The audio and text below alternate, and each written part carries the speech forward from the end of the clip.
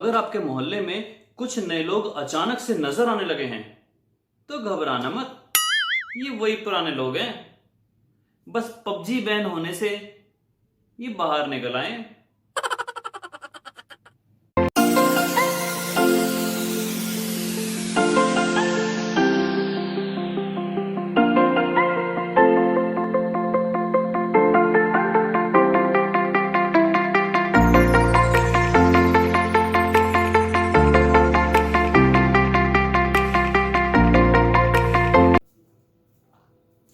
Good morning India. केम छो बच्चों? मजामा welcome back to your beautiful से channel with your handsome teacher जिसका नाम है फिजिक्स बाय राहुल बंसल। करते हैं बच्चों आज का टॉपिक स्टार्ट। जैसा कि आपको पता है हमारा चल रहा है चैप्टर नंबर 4 जिसका नाम है मोशन इन अ प्लेन। तो चलिए करते हैं फटाफट से स्टार्ट उसके आगे के टॉपिक। लास्ट क्लास में हमने डिस्कस करा था बच्चों स्केलर्स के बारे में, वेक्टर्स के बारे में, इक्वल वेक्टर, नेगेटिव वेक्टर, फलाना ढिमका नहीं, equal vector, negative vector, unit vector, बहुत सारी चीजों के बारे में डिस्कस करा था। थोड़ा सा हम यूनिट वेक्टर के बारे में फिर से एक बार अच्छे तरीके से डिस्कस करते हैं और उसके बाद चलेंगे हम position vector, displacement vector, triangle law of vector addition and parallelogram law of vector addition. तो देखते हैं बच्चों हमारे पास टॉपिक था लास्ट क्लास का लास्ट टॉपिक था बच्चों यूनिट वेक्टर। आपको मैंने बोला था बच्चों यूनिट वेक्टर का मतलब होता है एक ऐसा वेक्टर जिसका मैग्नीट्यूड कितना हो हमेशा जिसका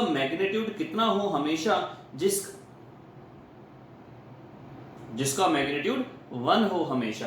तो आपको मैंने डेफिनेशन इसकी बता दी थी। एक बार हम फिर से देखते हैं कि अगर कोई वेक्टर है आपके पास a, इसका मैग्नीट्यूड इनटू में यूनिट वेक्टर।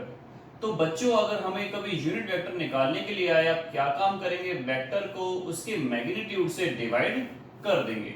वैसे तो आपको आगे सिखाया जाएगा कि how to calculate the magnitude of a given vector.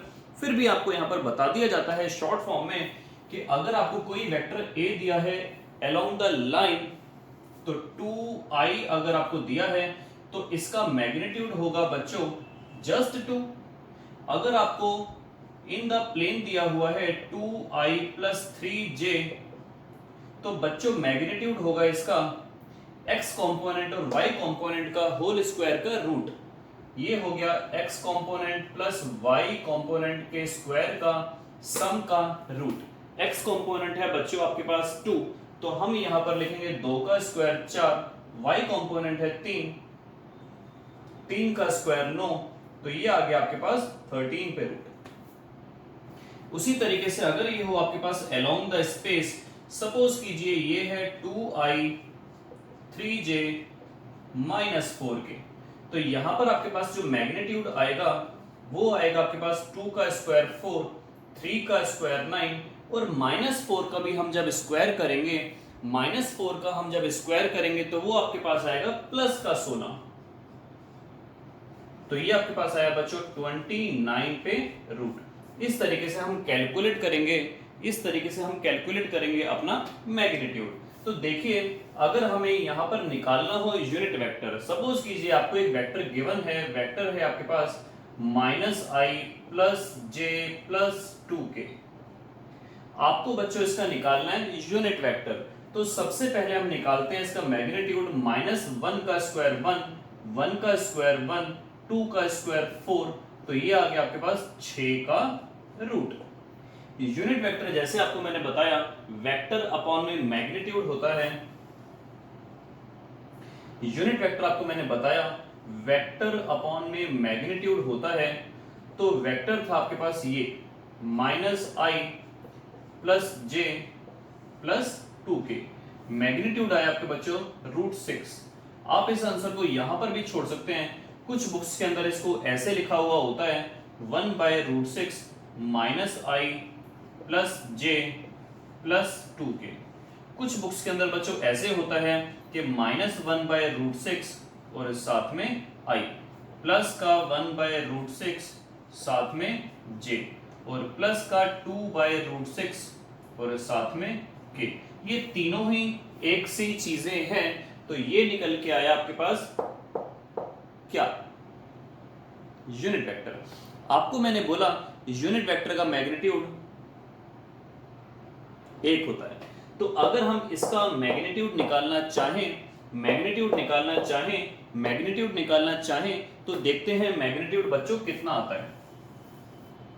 -1/√6 का स्क्वायर प्लस 1/√6 का स्क्वायर प्लस 2/√6 का स्क्वायर, जैसे हमने यहां पर सीखा, तो बच्चों माइनस के 1/√6 का स्क्वायर आएगा 1/6 प्लस 1/√6 का स्क्वायर आया 1/6, 2/√6 का स्क्वायर आया 4/6 और इस पर लगा दिया रूट, एलसीएम लिया 6, 1 जमा 1 जमा 4 पे रूट, ये आ गया 6/6 पर रूट 1 का रूट 1।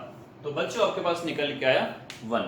इसका मतलब क्या हुआ? वाकई में ये क्या है? ये आपके पास यूनिट वेक्टर है। तो इस तरीके से यूनिट वेक्टर हम फाइंड आउट आराम से कर सकते हैं। इन केस अगर यहां पर आपके पास कुछ ऐसा होता, कैसा होता देखिए, अगर आपको एक कंपोनेंट गायब कर दिया जाए और पूछा जाए बताइए इस कंपोनेंट की वैल्यू, अगर ये क्या हो आपके पास यूनिट वेक्टर हो। सपोज करिए आपको यहां पर बोल दिया जाए ए कोई वेक्टर है जो है -2i plus 3j plus xk, और आपको बोल दिया जाए ये एक यूनिट वेक्टर है, इस कंडीशन में x की वैल्यू निकालो।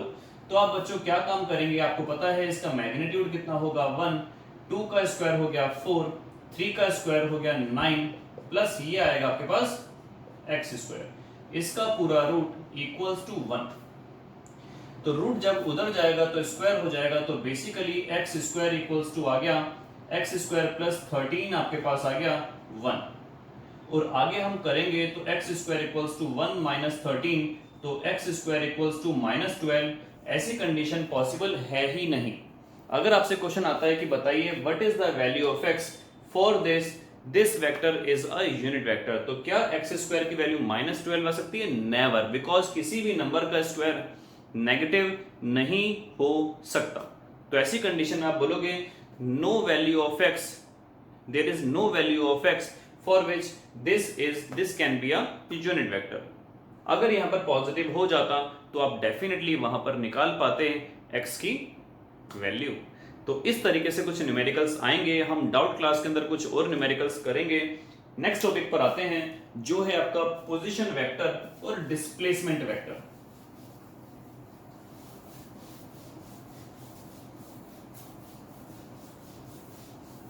नेक्स्ट टॉपिक है बच्चों आपका पोजीशन वेक्टर और डिस्प्लेसमेंट वेक्टर। देखते हैं क्या होता है पोजीशन वेक्टर और क्या होता है डिस्प्लेसमेंट वेक्टर।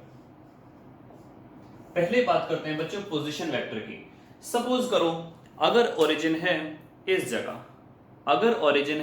जगह, तो यहां से मेरी पोजीशन है 2 फीट के डिस्टेंस पर, लेकिन अगर ओरिजिन हो पीछे तो यहां से मेरा डिस्टेंस होगा 3 फुट, ओरिजिन हो अगर इस तरफ तो यहां से मेरा डिस्टेंस हो सकता है -3 फुट। तो यहां पर हम यही डिस्कस करने जा रहे हैं कि बेसिकली जो भी पोजीशन होती है किसी भी बंदे की, किसी भी इंसान की, वो ओरिजिन के रिस्पेक्ट में होती है।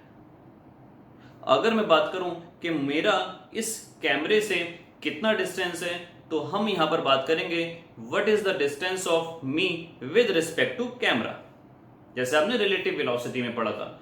इन केस अगर कैमरे की पोजीशन में चेंज कर दूं तो डेफिनेटली पोजीशन भी मेरी चेंज हो जाएगी।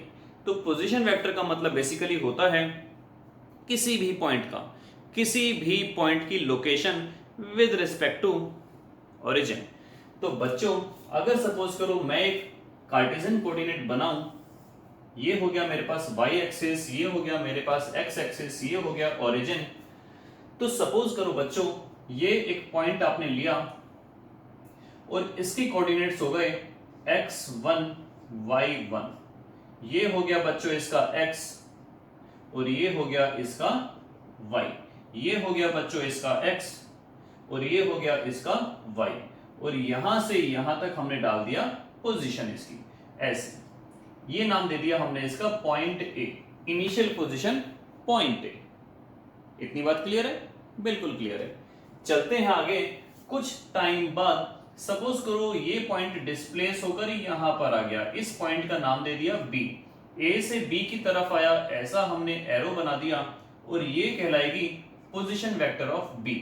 अब सपोज करो ये इसकी वैल्यू जो आई, ये आई x2 और ये वैल्यू जो आई, ये आई y2।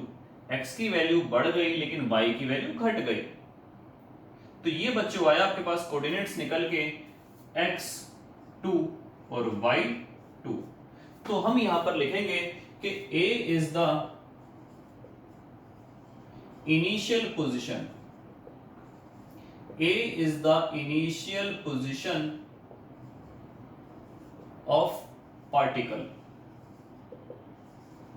whose coordinates, जिसके कोऑर्डिनेट्स क्या है बच्चों, कोऑर्डिनेट्स हैं आपके पास x1 y1।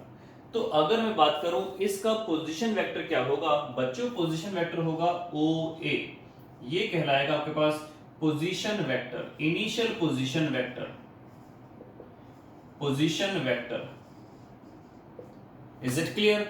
ये कहलाएगा बच्चों आपके पास पोजीशन वेक्टर। अब बात करते हैं इस पोजीशन वेक्टर को, how can we represent this position vector in vector form. तो यहां पर देखिए एक्स कोऑर्डिनेट जो है उसके साथ अगर हम, आपको मैंने बताया था लास्ट क्लास में भी, अगर किसी के पास 2 कदम वो चला एक्स एक्सिस के अलोंग तो उसको लिखेंगे 2i, लेकिन साथ के साथ उसका y कोऑर्डिनेट भी अगर चेंज हो गया तो यहां पर हम लिख देंगे सपोज करो 3j, लेकिन अगर उसका z कोऑर्डिनेट भी चेंज हो गया 2 कदम तो यहां पर हम लिखेंगे 2k। सेम सिस्टम यहां पर देखो, इनिशियल पोजीशन है x1 x के अलोंग, तो यहां पर लिखा जाएगा x1 और i कैप, प्लस उसी तरीके से देखिए y1 होगा j कैप, y1 बच्चों आया यहां पर आपके पास j कैप। अगर हम बात करें दूसरा position vector after a certain time t, तो वो आपके पास आया x2 i cap plus y2 j cap, ये आपके पास आया फाइनल पोजीशन वेक्टर और ये आपके पास आया बच्चों इनिशियल पोजीशन वेक्टर। अगर हम यहां पर अब निकालना चाहें डिस्प्लेसमेंट, तो आपको याद होगा डिस्प्लेसमेंट की डायरेक्शन डेफिनेशन हुआ करती थी final position minus initial position, लेकिन यहां पर हम डिस्प्लेसमेंट ना पढ़कर डिस्प्लेसमेंट वेक्टर पढ़ रहे हैं, तो उसकी डेफिनेशन क्या होगी, final position vector minus initial position vector. तो यहां पर बच्चों हमारे पास डिस्प्लेसमेंट वेक्टर क्या मिलेगा, डिस्प्लेसमेंट वेक्टर जो आपके पास होगा, और ये डिस्प्लेसमेंट वेक्टर किससे शो हो रहा है बच्चों, ए बी से शो हो रहा है। डिस्प्लेसमेंट वेक्टर जो शो हो रहा है वो ए बी से शो हो रहा है, और ए बी की वैल्यू कितनी आ जाएगी, final position vector, final position vector minus initial position vector. Final position vector आपके पास ये है, इसकी वैल्यू आई x2 plus y2 minus x1 plus y1। अगर हम यहां पर इसको ब्रैकेट ओपन करते हैं बच्चों, तो आपके पास कितना आया, कितना आया, कितना आया, कितना आया, देखते हैं एक बार कितना आया। अगर हम यहां पर ब्रैकेट ओपन कर दें तो a b की वैल्यू आपके पास आएगी x2i plus y2j minus x1i minus y1j। इन दोनों में से अगर मैं i कॉमन ले लूं और इन दोनों में से अगर मैं j कॉमन ले लूं, तो ये आपके पास बचा क्या, डिस्प्लेसमेंट वेक्टर। डिस्प्लेसमेंट का मतलब यही तो होता है final position minus initial position. तो देखिए final coordinate minus initial coordinate and final coordinate minus initial coordinate of y। तो ये आपके पास बच्चों निकल के आया डिस्प्लेसमेंट वेक्टर। अगर हम बात करें इसके मैग्नीट्यूड की, तो देखिए किस तरीके से हम इसका मैग्नीट्यूड फाइंड आउट कर सकते हैं। आपको मैंने बताया था मैग्नीट्यूड का मतलब होता है x कंपोनेंट का स्क्वायर प्लस y कंपोनेंट का स्क्वायर प्लस z कंपोनेंट का स्क्वायर पे रूट। तो यहां पर अगर हम बात करें ए बी के मैग्नीट्यूड की, तो आपके पास आएगा x2 माइनस x1 का whole square y2 minus y1 का होल स्क्वायर पे रूट। इस तरीके से हम निकाल सकते हैं इसका मैग्नीट्यूड। तो ये था आपके पास पोजीशन वेक्टर और डिस्प्लेसमेंट वेक्टर। अब बच्चों स्टार्ट करने जा रहे हैं हम कुछ ऑपरेशन। अरे चीरा फाड़ी वाला ऑपरेशन नहीं, आपको बताया था मैंने मैथमेटिकल ऑपरेशन, जमा घटा गुणा भाग। तो हम किस तरीके से दो वेक्टर्स को ऐड करेंगे। तो हमारे पास है triangle law of vector addition. Add करने की रिक्वायरमेंट हमें क्यों पड़ी, आइए देखते हैं।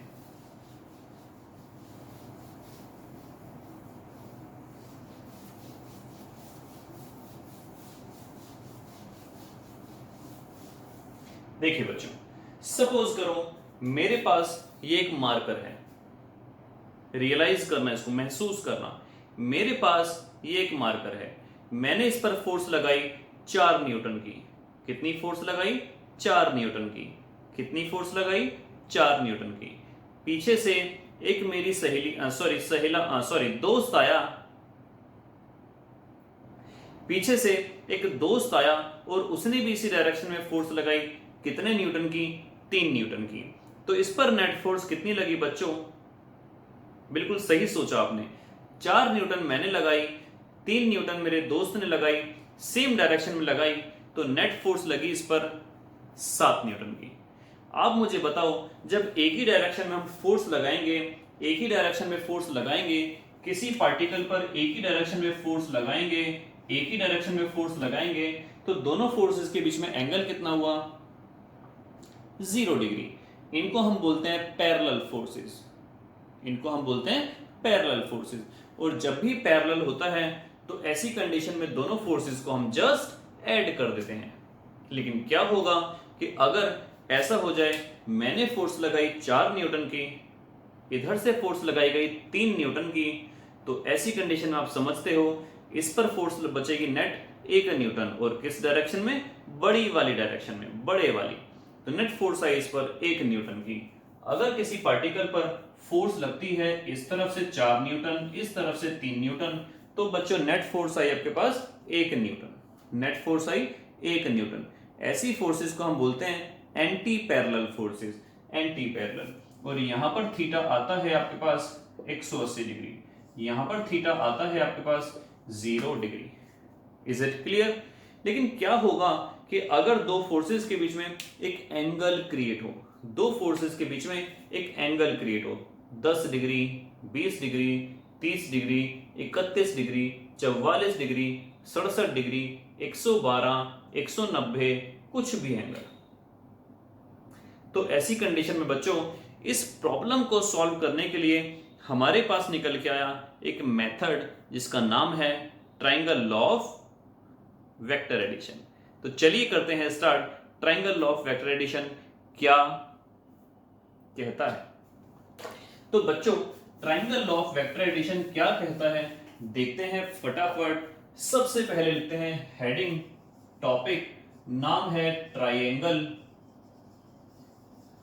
Law of vector addition.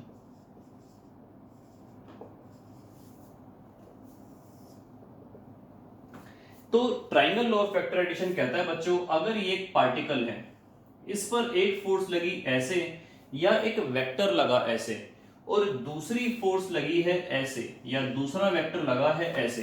बच्चों ये वेक्टर का जो एरो वाला हिस्सा होता है इसको हम बोलते हैं हेड, और ये पीछे वाला जो हिस्सा होता है इसको हम बोलते हैं टेल।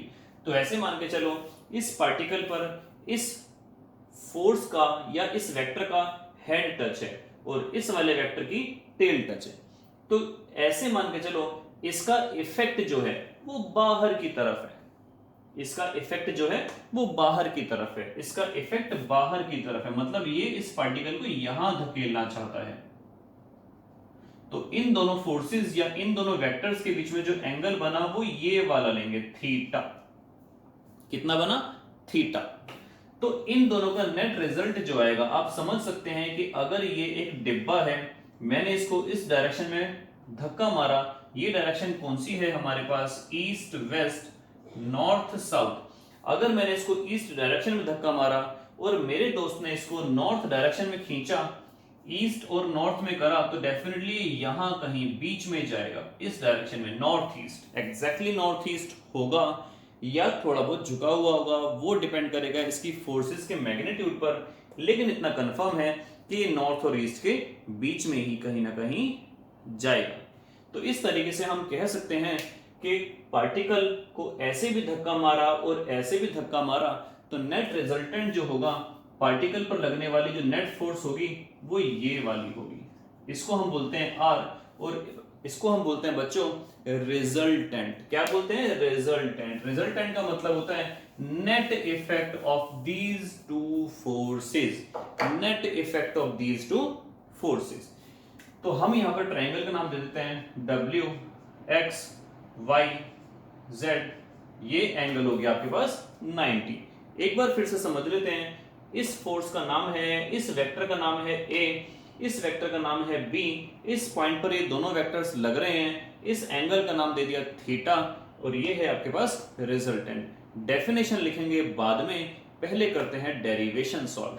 तो देखते हैं बच्चों, इस ट्राइंगल XYZ में, इन ट्राइंगल XYZ अगर मैं बात करूं साइन थीटा की, तो मेरे पास बना परपेंडिकुलर अपॉन हाइपोटेनियस, और परपेंडिकुलर कितना निकल के आया? थीटा के सामने वाला YZ, परपेंडिकुलर निकल के आया YZ, और हाइपोटेनियस आया बच्चों XZ। तो YZ की अगर मैं बात करूं तो ये आया XZ sine theta, cross multiply कर दिया, और XZ की वैल्यू बच्चों कितनी आई? ये आई आपके पास B और साथ में साइन थीटा। तो YZ की वैल्यू बच्चों आई B साइन थीटा। बात करते हैं इसी ट्रायंगल में cos थीटा की, जो होता है बेस अपॉन में हाइपोटेनियस। तो cos थीटा बेस आपके पास कितना आया बच्चों? बेस आपके पास आया XY, बेस आपके पास आया XY, और हाइपोटेनियस आया आपके पास XZ। हाइपोटेनियस कितना आया आपके पास? XZ। तो बात करते हैं आगे XY की, क्रॉस मल्टीप्लाई अगर हम करेंगे तो ये बन गया XZ cos थीटा। XZ की वैल्यू कितनी है? पिछली बार की तरह B ही है, तो ये आपके पास बन गया B cos थीटा। अब देखते हैं बच्चों बड़े वाला ट्राइंगल, बहुत बड़े वाला triangle, in triangle WYZ। WYZ आपको पाइथागोरस थ्योरम याद होगी, Pythagoras theorem, Pythagoras theorem, Pythagoras theorem. आपको पाइथागोरस थ्योरम याद होगी, वो कहती थी h square equals to p square plus b square. तो h आपके पास हाइपोटेनस 90 के सामने वाला हाइपोटेनस हो गया, resultant means r square. Perpendicular कितना आया बच्चों? ये आया yz का स्क्वायर, परपेंडिकुलर आया yz का स्क्वायर, और बेस आया wy का स्क्वायर, बेस आया wy का स्क्वायर। ये आ गया r स्क्वायर yz। yz की वैल्यू बच्चों कितनी आई? ये हम फाइंड आउट कर चुके हैं, ये आई b sin theta, b sin theta. और w से लेकर y तक को दो पार्ट में स्प्लिट कर देंगे, ये हो गया a और ये हो गया xy, और xy की वैल्यू आई थी b cos थीटा, इसकी वैल्यू आई थी बच्चों b cos थीटा। तो w से लेकर y तक आपके पास हो गया a plus b cos theta, a plus b cos theta. तो यहां पर हमने निकाला कि r का स्क्वायर b का स्क्वायर साइन स्क्वायर थीटा। आप जब इसका स्क्वायर करेंगे तो b का भी स्क्वायर आएगा, साइन स्क्वायर थीटा आएगा, a प्लस b का होल स्क्वायर का फॉर्मूला होता है आपके पास a का square plus b cos theta का होल स्क्वायर करेंगे तो ये मिला आपको b square cos square theta, plus एक चीज आपके पास रह गई 2ab, तो यहां पर आपके पास आया 2ab और साथ में cos थीटा। ध्यान से देखिए बच्चों, b square sine square theta, b square cos square theta, अगर मैं यहां से कॉमन ले लूं b स्क्वायर तो आपके पास बचेगा sine square theta plus cos square theta, plus आपके पास हो गया a स्क्वायर प्लस आपके पास हो गया 2ab cos थीटा। क्योंकि sine square theta plus cos square theta होता है 1, sine square theta plus cos square theta होता है एक की मल्टीप्लाई बी स्क्वायर में करेंगे तो आपको मिला R square equals to A square plus B square plus 2ab cos theta plus 2ab cos theta. ये स्क्वायर यहां से हटके इस पर चढ़ जाएगा अंडर रूट। क्या चढ़ जाएगा? Under root. अरे नहीं, अंडर रूट। तो इसका मतलब क्या हुआ? रिजल्टेंट आपके पास ये निकल के आया। एक बार चेक करते हैं क्या हमारे ऋतिक रोशन स्टाइल में, ऋतिक रोशन स्टाइल नहीं है, ये है 4 न्यूटन की फोर्स, पीछे से सहेली लगा रही है आपकी 3 न्यूटन की फोर्स, तो नेट कितनी फोर्स हो गई? 7 न्यूटन। कितनी फोर्स होगी बच्चों? 7 न्यूटन। तो क्या नेट फोर्स 7 न्यूटन निकल के आती है इस वाले फॉर्मूले से या नहीं आती है? तो आपको मैंने बताया था जब एक ही डायरेक्शन में फोर्स लगेगी तो थीटा कितना हो जाएगा? 0 डिग्री। तो ऐसी कंडीशन में हम क्या करेंगे आइए देखते हैं। ऐसी कंडीशन में हम क्या करेंगे आइए फटाफट से देखते हैं।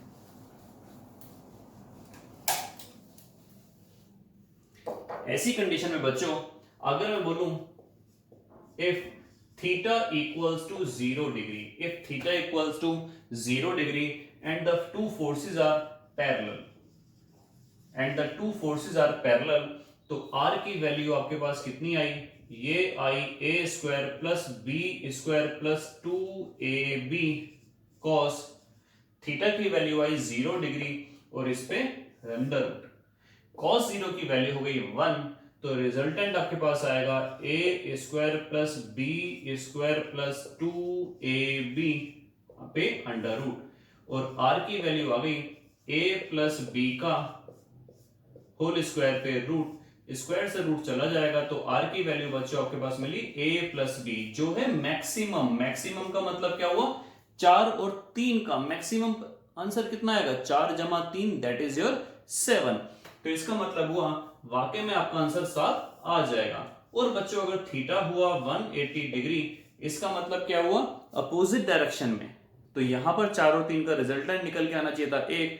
आइए देखते हैं।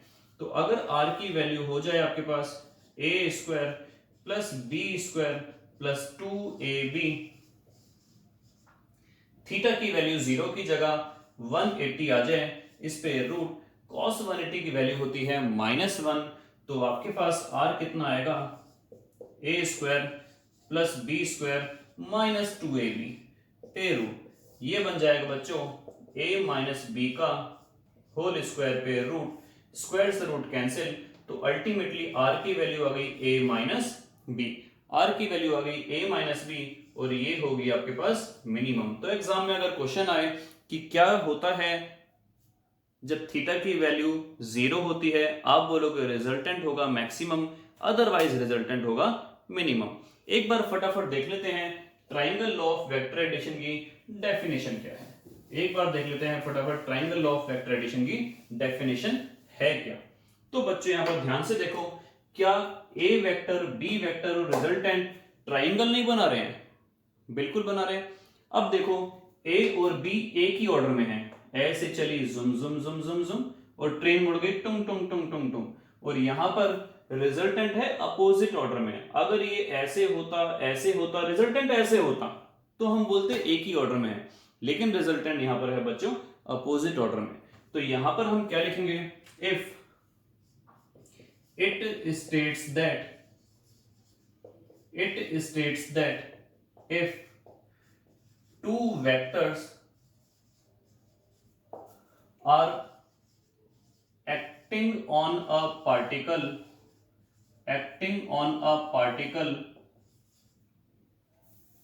are represented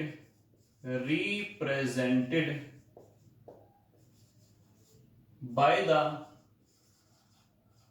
two sides of a triangle taken in one order, taken in same order, then their resultant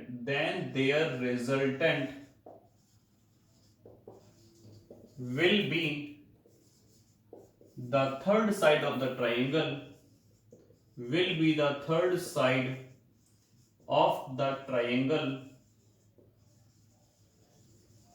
taken in opposite order, क्योंकि बच्चों यहां पर ऑर्डर हमारे पास चेंज हो गया।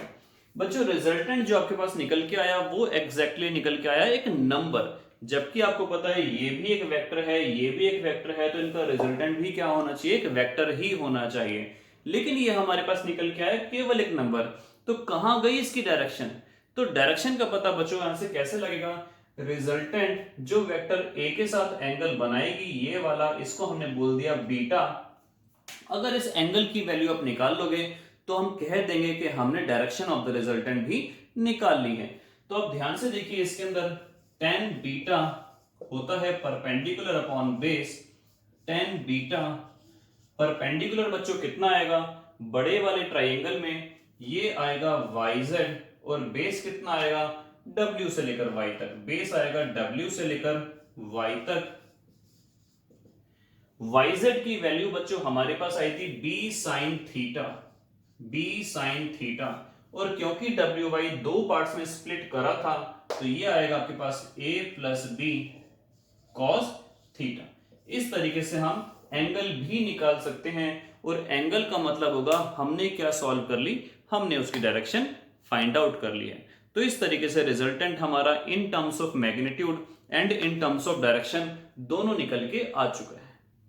कुछ न्यूमेरिकल्स करेंगे इसके ऊपर, बहुत अच्छे तरीके से टॉपिक क्लियर किया जाएगा।